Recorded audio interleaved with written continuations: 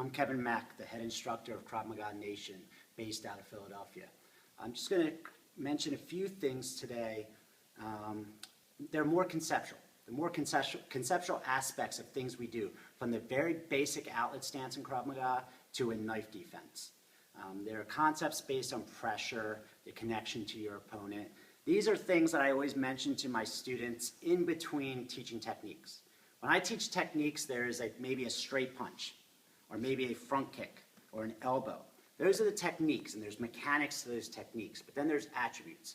Attributes can be the speed of the punch, the distance, being able to close the distance, the rhythm, the strength, the power. Those are attributes based on the mechanics of the attack, the weapon. But then there's also concepts. And some of the concepts are applied in, gun defense, knife defense, where to put your hand, how to drive into the person.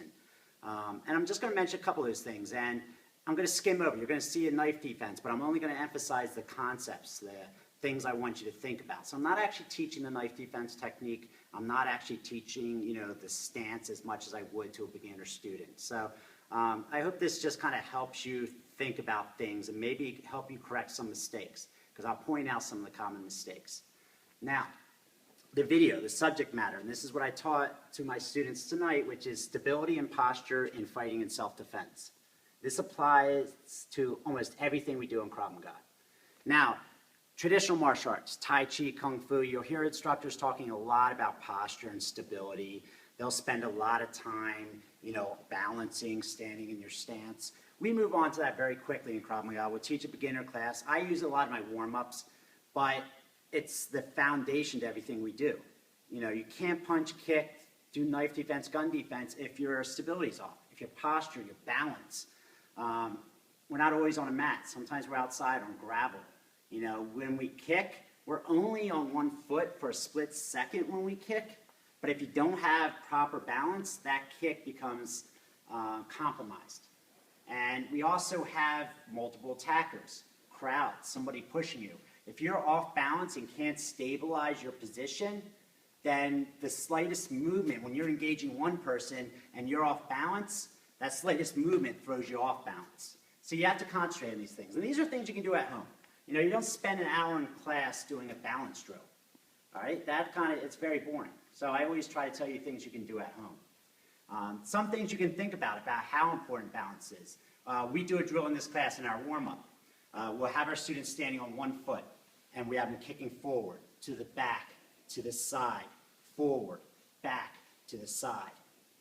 Most students, when they do this for the first time, they are falling back on their heel, they're rocking on the side of their foot, and they're losing their balance and stability.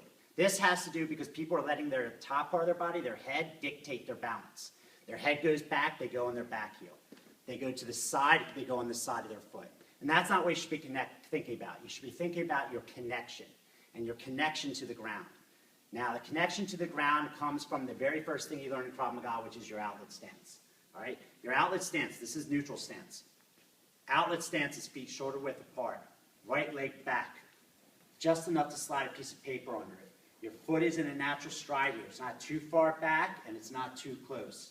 It is back here. Your lead leg is turned slightly inwards to allow forward movement. But your hips are square onto your attacker. Your hands are up, your elbows are in. If your lead leg's forward, your lead leg hand is farther out. You're not here. You don't have boxing gloves to protect you, and you're not too extended. You are here. You're relaxed. Humerus is down. This utilizes the muscles in your shoulders, and you get fatigued. So you're here. All right? Now, on the balls of your feet, just like a runner, ready to go. Ball of your feet where the toes meet the top of the foot, that little padded area. You have to concentrate on that pressure, pushing down on the ball of your feet, ready to move forward. Everything we do in Krav Maga, whether it's a straight punch, left, right, stick defense, kick defense, bursting in with this kick defense, they're not little shuffles. A lot of students do that. They mess things up by too much footwork. All right? You need to burst in with one solid movement. Gun defense. Burst in, one solid movement. This is only successful and obtained if you burst in off the balls of your feet. So when you do this drill, something as basic in the warm-up as just standing on one foot and pushing down on the ball of your foot right there. That's the only thing you should be thinking about. And your head should be over that. So when you do this kick, The only thing you're thinking about is staying on the balls of your feet. Now, when you feel you've done that perfectly, close your eyes. And then you find out your stability is compromised a lot more. And I spent a lot of time on that, but it's just a lesson to learn how much of a role vision plays in your balance. So when you've been hit once, when you've been disoriented, find a point. Stay focused on that. So if you're maintaining your balance, trying to regain your stability, find a point. Like a pilot who's confused and trying to find the horizon, you find your fixed point on your attacker. All right? Don't look around when you're punching and kicking, because as you start to look around, your balance gets distracted, it gets thrown off. All right? So now, that's your outlet stance. It's a key to everything you do. You always try to stay in your outlet stance. Even if it's a neutral stance and you go into an attack, you stay in your outlet stance. Connection, I mentioned, your connection to the floor. I had a dance instructor explain one time that in learning how to dance, there's 3 points of connection. There's the connection between you and the ground, the floor. That's how you move, your mobility on the floor. The second connection would be the connection between you and your dance partner. The third connection is the connection between you and the music. So you're thinking about how you're connected to the ground, how you're connected to your partner, and how you guys are both connected to the music and the rhythm. And that applies to Krav Maga. There is a knife defense we have in Krav Maga against a backslash. I'm putting my hands out and I'm defending my forearms. Now, at this point in the attack, or my defense, there are 2 points of connection. All right? The obvious point of connection is here, and that's what a lot of people concentrate on. But they no longer concentrate on this connection. All right? This foot right here is where my drive's coming in. So when I'm defending, I'm not just defending with my arms. All right? I am defending with my whole body. I'm on the ball of my foot driving into him. If I am just defending with my arms, Jim, push into me. He pushes into me and I get off balance, my legs start to move around. I am using this position, I'm driving in to him to drive this pressure back. So with us, just like the dancer, I have a connection to me in the ground, and I have a connection to me and my partner. All right? Now the next connection will probably be, instead of music, the connection to you and the weapon. All right? But I don't want to overwhelm you with that. Posture. My outlet stance. If the knife attack is high, I defend high. If the knife attack is low, I don't bring my hands down low. I change levels at the knee, and I defend low. As my instructor, Alan Feldman, would say, the relative height stays the same. So my hands are here to protect my carotid, my vital areas, and they stay here. All right? Even if somebody punches low, I'm defending inside. I'm defending here. My hands stay the same. If I have to go down, you can practice this at home, is just go down to your knees and practice. All right? So the posture, my chin's down, my eyes are forward, my whole upper body is staying postured up. All right? So this happens, it stays like that. So that when this person slashes, my arms aren't down, I'm not extended, I'm not leaning over, I am postured up, and my posture stays the same. All right? And this happens for a lot of things we have to do. Even if he swings and I bob and weave, my posture stays the same the whole time. When I went down, I didn't go down and move my hands down. I went down, my posture stayed the same, boom, and then I burst in. And that's the only way you can get that power to negate the attack. Then pressure. Pressure and hips. To speed it along, I'll talk about both of those. As soon as I defend, I don't let go. I don't give up that pressure.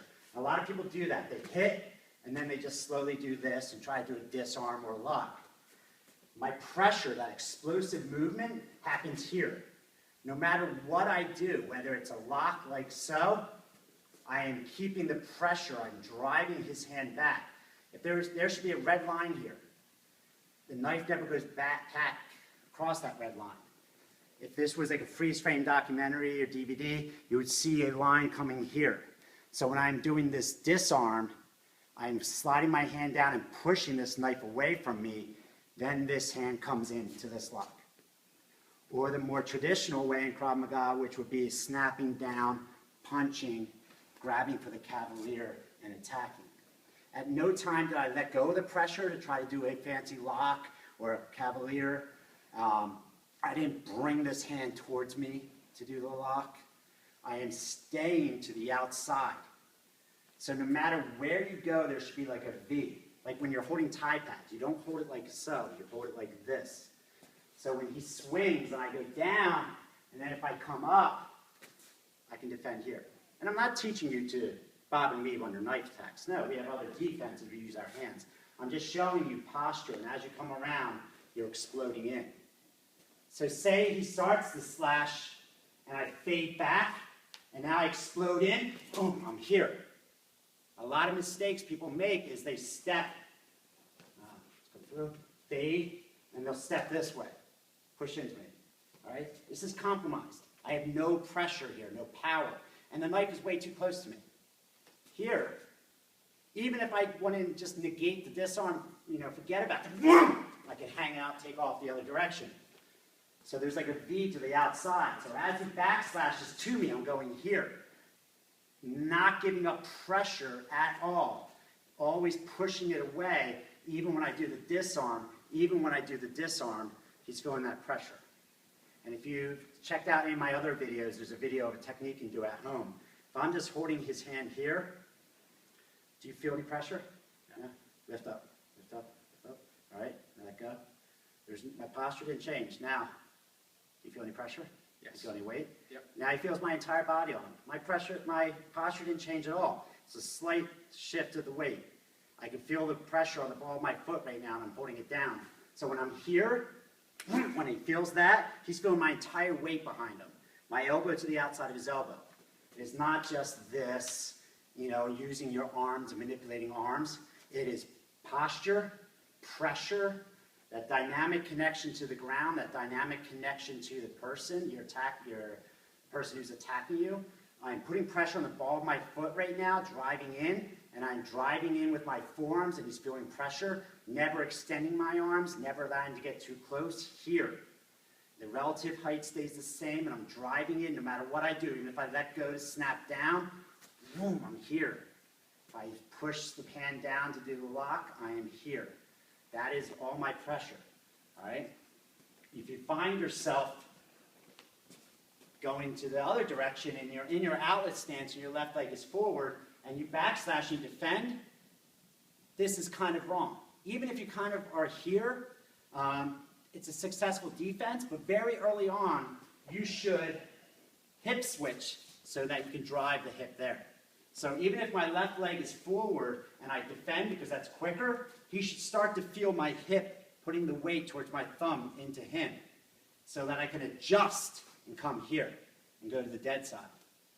So if he was the lead leg and we had opposite leads and he slashes that way, so I fade back and I have to go this way, I'm driving in.